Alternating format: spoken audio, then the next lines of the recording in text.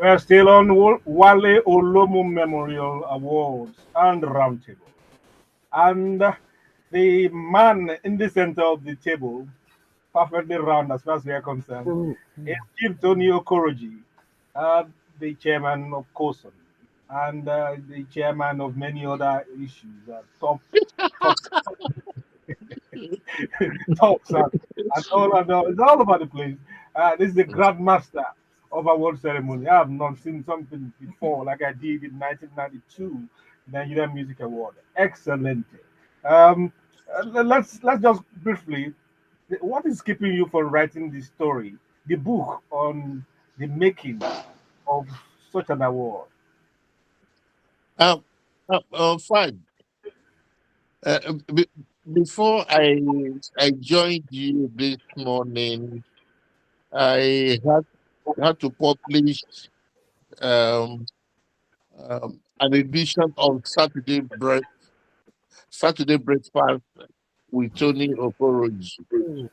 I've been writing Saturday Breakfast for 13 years Mm, without without any break. You know, mm, I've done it every week, every Saturday, 52 Saturdays every year for yeah. 13 years without missing one edition.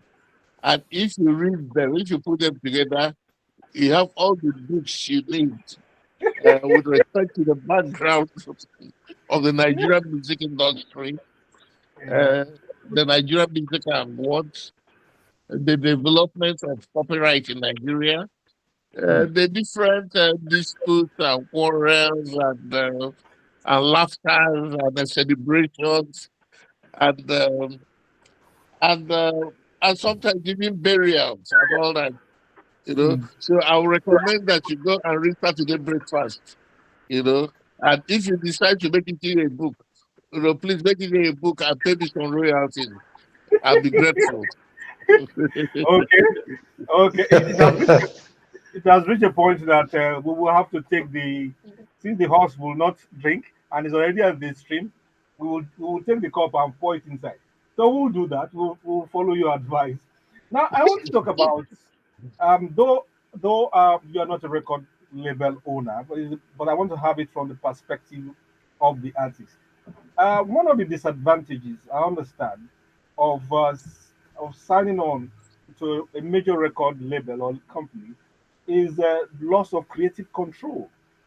You have to kowtow, you have to follow whatever the the company, the music company wants because of their experience, like we said earlier, because of their experience, the capacity to invest, and the structure that is already established that they have that they can use to expand you and as they say now, to make you blow. But essentially they talk about loss of creative control. Does that still exist in this time and age where you can debar the man from having almost total control over his masters, over his compositions? um, you know, Let me say that I was part of writing the copyright law in Nigeria, and one of the major differences between our law and the laws you find elsewhere is that we recognize that the artist in general is a weaker negotiator, right? Most of the times he'll be negotiating with companies who have bigger muscle than he has. And because of their bigger muscles, they try to exploit him. So in our law, you find that regardless of the terms, the artist continues to own the right to his sound, even though he has signed onto a record label or a record company. He still has control over his songs, except there is a special understanding in writing in which he has earned some substantial income. he still controls his songs. So you don't just take his songs by saying, he has he has become part of our label. That used to be the situation before, but that's not the situation now. I can tell you that for sure. Mm. Okay. Thank you so Okay. much, Mr. T. Mr. Okay. T, do you have any question for our guest? Yeah, a very quick one, Chief.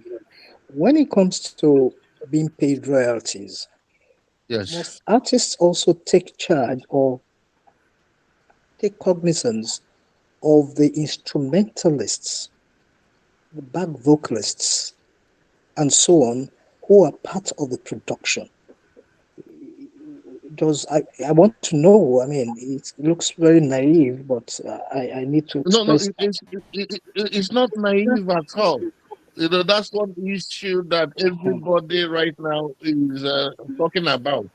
You know, no, let me say that there are two basic models. You know, you have what you call pay for hire, you know, in which case you engage backup singers, instrumentalists, and all that, and it is agreed. And most times, I'll suggest in writing that they are paid and they don't have any interest in the success or failure of the work.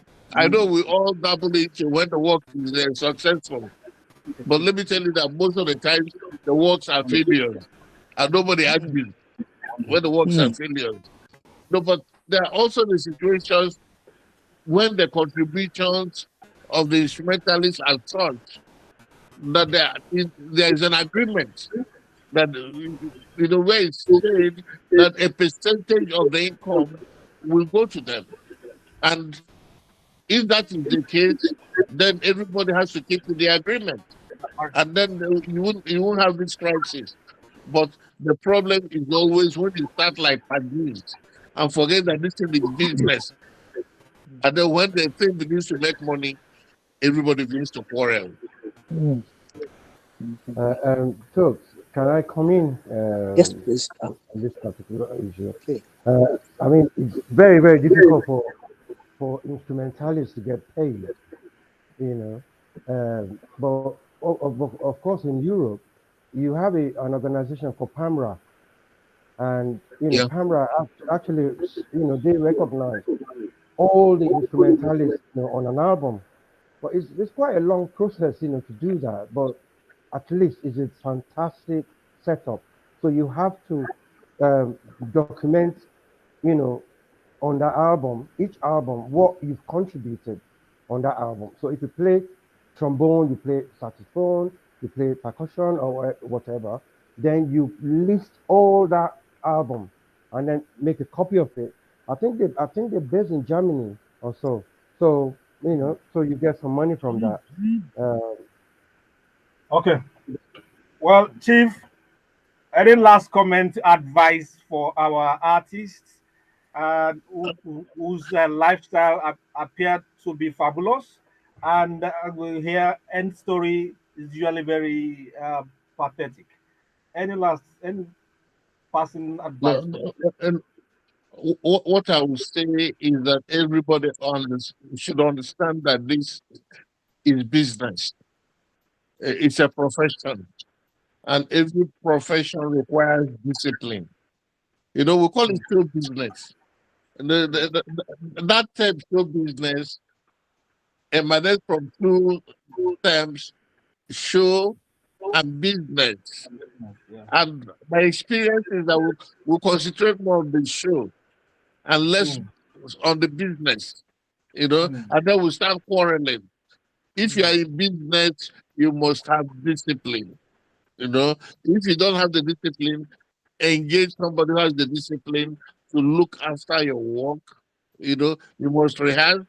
I hear stories of people being engaged to perform at shows.